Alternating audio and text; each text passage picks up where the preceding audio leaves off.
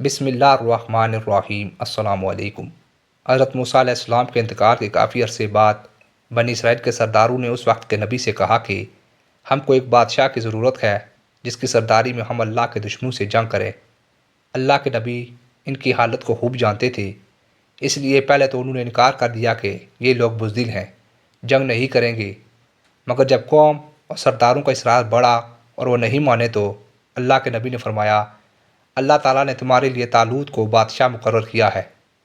طالوت ایک غریب آدمی تھے۔ سردار اور امیر لوگ طالوت کا نام سنتے ہی ناراض ہو گئے کہ سرداری اور بادشاہت تو ہمارا حق تھا، یہ غریب آدمی کو کیسے مل گئی؟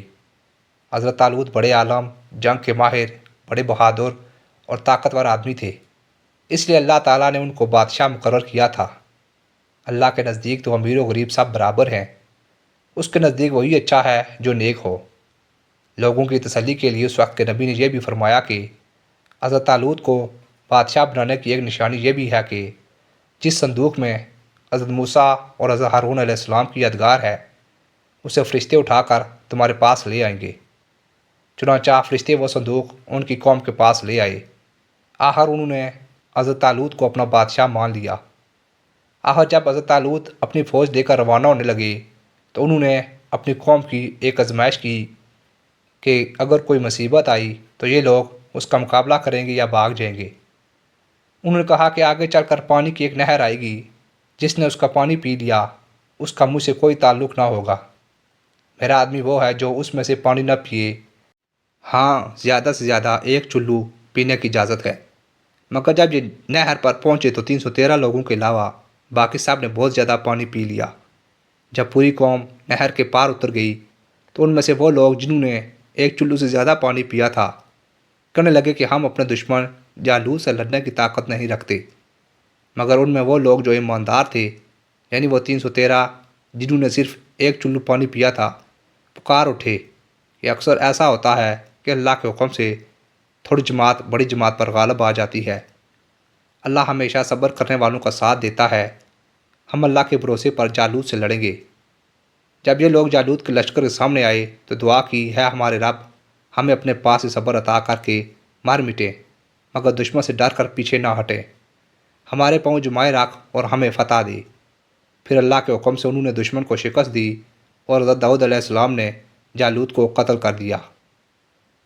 حضرت طالوت کے بعد حضرت داؤد علیہ السلام کو اللہ نے حکومت عطا کی، اور حکومت بھی ایسی عطا کی کہ انسانوں کے ساتھ پہاڑوں اور پرندوں کو بھی ان کا فرمانبردار کر دیا۔ ان کو دنائی مقدموں کے فیصلے کرنے کی خوب لیاقت بخشی۔ وہ ہر وقت اللہ کی عبادت کرتے رہتے۔ اللہ تعالیٰ نے ان کو حکم دیا تھا کہ قصب معاش کے لیے جب زرعیں بنائیں تو پوری پوری بنائیں، کڑیوں کے جوڑنے میں مناسب اندازے کا خیال رکھیں اور اپنی زندگی نیک کاموں میں خرچ کریں۔ ایک دفعہ اللہ تعالیٰ نے ان کا امتحان لیا۔ اس طرح کے 2 آدمی دیوار پھاند کر ان کے مکان میں گھس آئے جس میں وہ عبادت کیا کرتے تھے۔ آپ علیہ السلام نے انہیں دیکھا تو گھبرا گئے۔ انہوں نے کہا کہ آپ گھبرائیں نہ، ہم اپنا جھگڑا لے کر آئے ہیں۔ میرے اس بھائی کے پاس 99 دمبیاں ہیں اور میرے پاس صرف ایک ہے، اب یہ ایک دمبی کو بھی مجھ سے لینا چاہتا ہے، آپ انصاف کے ساتھ فیصلہ کریں۔ آپ نے فرمایا کہ بے شک اس نے اکیلی دمبی مانگ کر ظلم و زیادتی کی ہے، اور اکثر شریک ایک دوسرے پر زیادتی کرتے ہیں۔ البتہ جو لوگ اللہ پر ایمان رکھتے ہیں اور نیک کام کرتے ہیں وہ اس طرح کی زیادتی کرنے سے بچ جاتے ہیں، مگر ایسے شریک بہت کم ہوتے ہیں۔ جب یہ لوگ چلے گئے تو آپ علیہ السلام کو خیال گزرا کہ اللہ تعالیٰ نے یہ میرا امتحان لیا ہے۔ انہوں نے توبہ کی، سجدے میں گر پڑی اور اللہ کی طرف توجہ کی۔ اللہ تعالیٰ نے فرمایا کہ اے داؤد، ہم نے تمہیں زمین کا خلیفہ بنایا ہے، لوگوں میں انصاف کرنا اور اپنی خواہش پر نہ چلنا، ورنہ اللہ کی راہ سے بھٹک جاؤ گے۔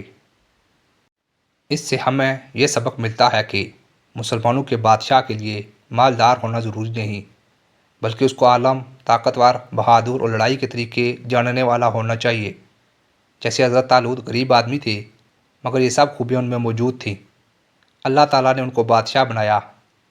دشمن سے لڑائی جیتنے کے لیے یہ ضروری نہیں کہ تعداد زیادہ ہو، بلکہ یہ ضروری ہے کہ ہمارا اللہ تعالیٰ پر کامل یقین ہو کہ وہ ہماری مدد کرے گا۔